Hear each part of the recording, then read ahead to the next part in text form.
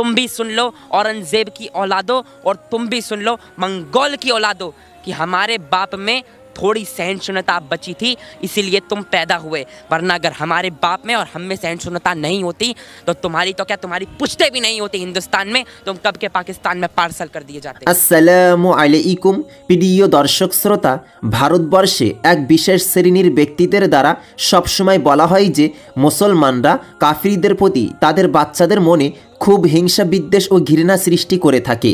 তারা কখনো সম্প্রীতি ও ভ্রাতৃত্ববোধের কথা বলে না, কারণ মুসলমানরা প্রকৃতিগতভাবে এরকম। তারা ছোটকাল থেকে তাদের বাচ্চাদের মনে অমুসলিমদের প্রতি হিংসাত্মক মনোভাব ঢুকিয়ে দেয়। কিন্তু বন্ধুরা, আজকের ভিডিওতে আমি আপনাদের সাথে যে ভিডিও ক্লিপটি শেয়ার করব তা সে সকল ব্যক্তিদের গালে শক্ত একটা চড়স্বরূপ, যারা মুসলমানদের সম্বন্ধে এমন নেতিবাচক ধারণা পোষণ করে এবং তা অন্যদের মাঝে ছড়িয়ে দেয়। এই ভিডিওতে আমি আপনাদের সাথে একজন 12 বছর বয়সী হিন্দু ছেলের ভিডিও শেয়ার করব, যেটাতে সে বলছে যে কিয়ামত পর্যন্ত সে ভারতকে কখনো গাজওয়াই হিন্দ অর্থাৎ মুসলিম রাষ্ট্র হতে দেবে না। সে আরও বলছে যে ভারতে হিন্দুরা মুসলমানদেরকে এ পর্যন্ত সহ্য করে আসছে বলেই মুসলমানরা এখনও ভারতে টিকে আছে, নতুবা মুসলমানদেরকে অনেক আগেই পাকিস্তানে পাঠিয়ে দেওয়া হতো। বন্ধুরা, সেই 12 বছর বয়সী হিন্দু ছেলেটি তার হিংসাত্মক দৃষ্টিভঙ্গিতে আরও অনেক কিছু বলছে। আমি আপনাদের সাথে তার ভিডিও ক্লিপটি শেয়ার করব।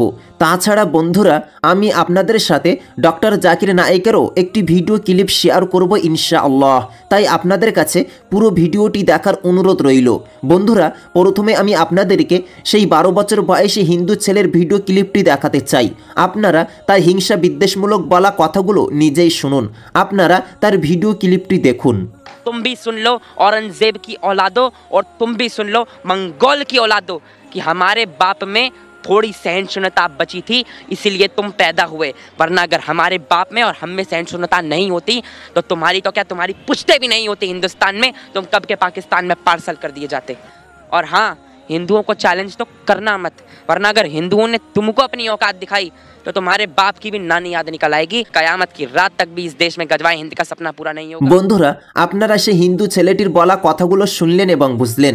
এবার আমি আপনাদের সাথে ডক্টর জাকির নায়েকের একটি ভিডিও ক্লিপ শেয়ার করব, যেটাতে একজন হিন্দু ভাই ডক্টর জাকির নায়েকের প্রশংসা করে অনেক কিছু বলেছেন। তিনি বলেছেন যে বর্তমানে এই হিংসাত্মক যুগে বিভিন্ন ধর্মে সম্প্রীতি ও ভ্রাতৃত্ববোধ বজায় রাখতে তিনি একটি গুরুত্বপূর্ণ ভূমিকা পালন করছেন, কারণ তিনি সব ধর্মের পবিত্র গ্রন্থগুলো পাঠ করেছেন আর সেই অনুযায়ী সবাইকে ধর্মের সঠিক শিক্ষা দেন। কোনো ধর্মকেই তিনি সবার সামনে ছোট করে বা মন্দ বলে উপস্থাপন করেন না। এছাড়াও সেই হিন্দু ভাইটি হিন্দু মুসলিমের মধ্যকার সম্প্রীতি ও ভালোবাসার বিষয়টিকে একটি কবিতা আকারে ডক্টর জাকির নায়েকের সামনে উপস্থাপন করেছেন। সেই হিন্দু ভাইয়ের পাঠ করা কবিতার প্রেক্ষিতে জাকির নায়েক কি বলেছেন তা আপনারা শুনুন। सारी तारीफ अल्लाह के लिए है, मैं इन तारीफ का हकदार नहीं हूँ, लेकिन आपने जो शेर और शायरी सुनाई अल्हम्दुलिल्लाह, मैं ये कहना चाहता हूँ कि हिंदू भी इंसान है, मुस्लिम भी इंसान है, ईसाई भी इंसान है, सिख भी इंसान है, ये सारे इंसान हैं और हम सारे इंसान एक ही माँ बाप से पैदा हुए, आदम और हव्वा अलैहिस्सलाम, और उनके हम संतान हैं। इसीलिए अल्लाह ताला फरमाते हैं कुरान मजीद में सूरह इसरा में सूरा नंबर 17 आयत नंबर 70 में अल्लाह ताला फरमाते हैं वलक़द कर्रमना बनी आदम, कि अल्लाह सुब्हानहू व तआला ने सारे आदम के बच्चों पे करम फरमाया। आप चाहे इंडिया में रहो या पाकिस्तान में या सऊदी अरेबिया में या यूएसए में या यूके में, चाहे आप मुसलमान के घर में पैदा हो या हिंदू के घर में या ईसाई के घर में या सिख के घर में, अल्लाह ताला ने सारे बनी आदम पे करम फरमाया। लेकिन आपने कहा कि चाहे कुरान पढ़ो या वेद पढ़ो, वेद पे अमल करो, कुरान पे अमल करो। अभी जैसे मैंने कहा कि जैसे जैसे ज़माना गुजरता गया, जितने धार्मिक किताब है, इन सारी धार्मिक किताबों में कुरान को छोड़ के तब्दीली आने लगी। और इन धार्मिक किताबों के स्कॉलर्स को आप पूछेंगे, चाहे वो वेद के स्कॉलर्स हो, चाहे महाभारत के स्कॉलर्स हो, चाहे बाइबल के स्कॉलर्स हो, वो कहेंगे कि वक्त के दौरान इसमें काफ़ी इंटरपोलेशन आने लगा। तो अभी हम कैसे जाने क्या सच है क्या हक है। मिसाल के तौर पे अगर मैं आपको एक ग्लास दूंगा पानी का, साफ ग्लास, साफ सुथरा, उसमें एक कतरा मैं गटर का पानी डालूंगा आपके सामने, आप वो पानी को पीएंगे, और घोलूंगा तो नजर ही नहीं आएगा। एक कतरा डालूंगा गटर का पानी, नजर आएगा घोलने के बाद? नहीं। आपको जब पता है कि एक कतरा गटर का पानी, तो पिएंगे? नहीं सर। हाँ कि नहीं? नहीं सर। हाँ कि नहीं? नहीं पिएंगे। अगर नहीं देखे, चुपके से कोई मिला दिया तो शायद पी लेंगे। तो अक्सर लोग को ये नहीं पता है कि मिलावट हो चुकी है। मेरा ये कहना है, जिस तरीके से मैंने कुरान मजीद की आयत की तिलावत की आज के इस सेशन के पहले, सूरह इमरान सूरह 3 आयत नंबर 64 में अल्लाह ताला फरमाते, ताअलू इला कलिमतिन सवाइम बैना बैनकुम, आओ हम उस बात की तरफ जो आप और हम में यकसा है। सबसे पहली बात, अल्लाह नाबुदा इल्लल्लाह, कि हम सिर्फ एक अल्लाह सुब्हानहू व तआला की इबादत करें। तो मेरी ये इल्तिजा है लोगों से, सारे इंसानों से, चाहे वो हिंदू हो, क्रिश्चियन हो, चाहे वो मुस्लिम हो, कि मैं उनसे कहता हूं कि कम से कम आप ये तो मान लो कि एक किताब 100% खुदा की तरफ से। तो वो हिंदू कहेगा मुझे कोई एतराज नहीं मानने के लिए कि वेद 100% खुदा की किताब है। वो क्रिश्चियन कहेगा मुझे नहीं एतराज है मानने के लिए कि बाइबल 100% खुदा की तरफ से। वो मुसलमान कहेगा मुझे कोई एतराज नहीं मानने के लिए कि कुरान 100% खुदा की तरफ से। तो मैं कहता हूं कि जो ये तीनों किताबों में यकसा है, कम से कम उस पर तो अमल करे। जो डिफरेंस है वो कल डिस्कस करेंगे। Let us agree what is common, let us follow. जो यकसा है उसके ऊपर तो किसी को एतराज होना ही नहीं चाहिए। तो ये फॉर्मूला लोग क्यों नहीं इख्तियार करते? लोग क्या करते, नॉर्मली इंटरफेथ डायलॉग में हिंदू पंडित आके बोलते हैं सर्वधर्म सब धर्म एक है।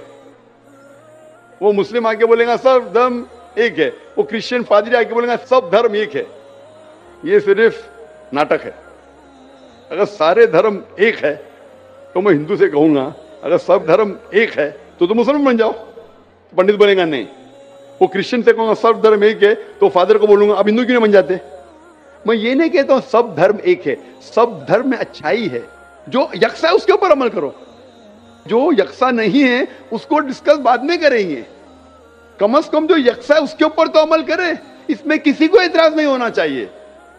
मैं कभी भी तकरीर में बाकी धर्म की गलतियां नहीं निकालता हूं, उनकी अच्छाइयां पेश करता हूं। जो यकसानियत है उसको दिखाता हूं मैं।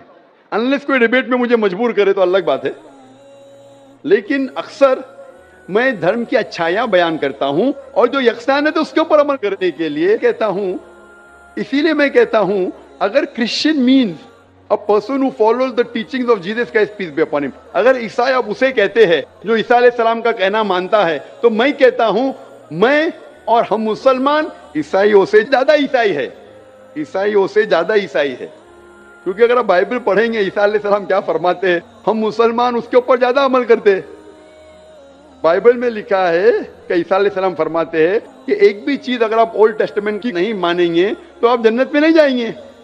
बाइबल में लिखा है बुक ऑफ लेविटिकस में कि आप सूअर का गोश्त मत खाओ। Book of Deuteronomy chapter number 14 verse number 8 में, book of Isaiah chapter number 65 verse number 2 से 5 में लिखा है सूअर का गोश्त मत खाओ। हम मुसलमान नहीं खाते, लेकिन अक्सर ईसाई खाते। बाइबल में लिखा है बुक ऑफ एफिसियंस में चैप्टर नंबर 5 वर्स नंबर 18 में कि आप शराब मत पियो। Book of Proverbs chapter number 20 verse number 1 में क्या शराब नहीं पीना चाहिए। हम मुसलमान शराब नहीं पीते, अक्सर ईसाई शराब पीते। बाइबल में लिखा है gospel of Luke chapter number 2 verse number 21 में पढ़ेंगे ईसा अलैहिस्सलाम का खतना किया गया था 8 दिन पे। मुसलमान की खतना होती है, लेकिन अक्सर ईसाई की खतना नहीं होती। तो अगर आप देखेंगे कि ईसाई का मतलब वो कि जो ईसा अलैहिस्सलाम का कहना मानता है, तो आप बाइबल पढ़ेंगे तो आप जानेंगे मुसलमान ईसाई से ज्यादा ईसाई है।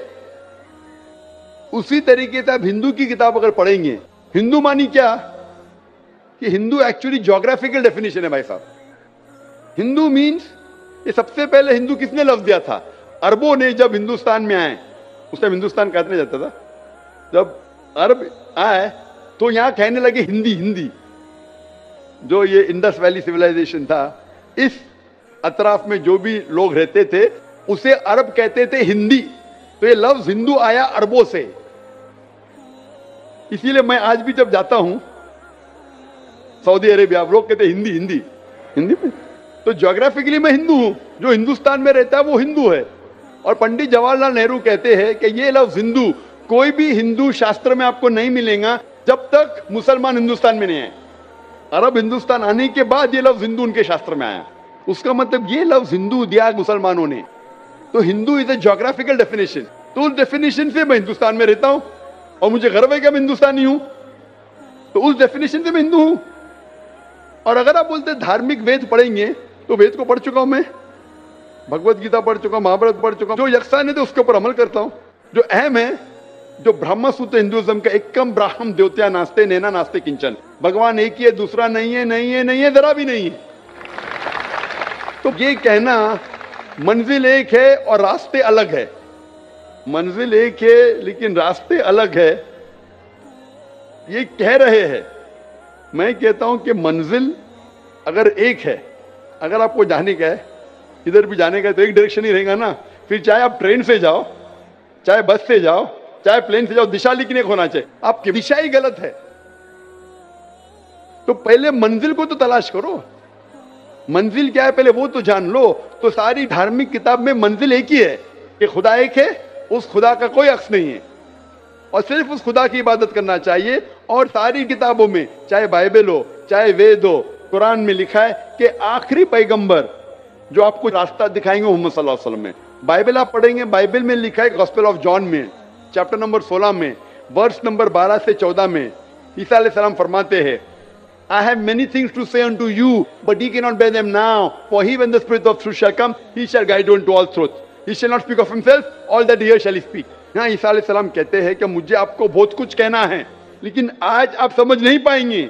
जब वो शख्स आएगा, he when the Spirit of truth shall come, he shall guide you into all truth. वो जब आएंगे, वो आपको सच्चा रास्ता दिखाएंगे और वो अपने आप से कुछ नहीं कहेंगे, जो उन्हें वही नाजिल होंगी वही कहेंगे और वो मेरी तारीफ करेंगे। ये शख्स जिसने ईसा अलैहिस्सलाम की तारीफ की, मोहम्मद सल्लल्लाहु अलैहि वसल्लम में कुरान मजीद में ईसा अलैहिस्सलाम का जिक्र है, 25 बार नाम से जिक्र है ईसा अलैहिस्सलाम का। तो बाइबल में भी लिखा है कि आखिरी पैगंबर जो आने वाले मोहम्मद सल्लल्लाहु अलैहि वसल्लम है। तो मैं ये कहता हूं सारे इंसानों से कि आप अपनी धार्मिक किताब को पढ़ो, समझो और ये तहकीक करो कि कॉमन क्या है। कम से कम कॉमन पे तो अमल करो। जो कॉमन नहीं उसके ऊपर डिस्कशन कर सकेंगे। तो कॉमन पे अमल नहीं कर रहे हो, बोलते मैं धार्मिक हूं, तो धार्मिक किधर हुए आप? जो डिफरेंस है उसके ऊपर बाद में अमल करो। कॉमन लिखा हुआ है कि खुदा एक है, खुदा के कोई अक्स नहीं है, उसके अलावा किसी की इबादत नहीं करना चाहिए। आखिरी पैगंबर मोहम्मद सल्लल्लाहु अलैहि वसल्लम के ऊपर तो अमल करो। कॉमन लिखा है कि शराब मत पियो, कॉमन लिखा है औरतों को हिजाब करना चाहिए, बाइबल में भी लिखा है, वेद में भी लिखा है, कुरान में भी लिखा है। कॉमन ये लिखा है कि जुआ खेलना हराम है। ये सब जो कॉमन है, आप मेरी तकरीर सुनिए। इस्लाम और ईसाईयत में यकसानियत, इस्लाम और हिंदुइज्म में यकसानियत, इसके ऊपर अमल करो और इंशाअल्लाह इस पे अगर कम से कम अमल करेंगे तो दुनिया में शांति रहेंगी और असल भाईचारा रहेगा। Hope that answers the question. প্রিয় বন্ধুরা, আপনারা উভয় ভিডিও ক্লিপটি দেখলেন, শুনলেন এবং বুঝলেন। এই ভিডিওটি সম্পর্কে আপনাদের মতামত কি তা কমেন্ট বক্সে অবশ্যই জানাবেন।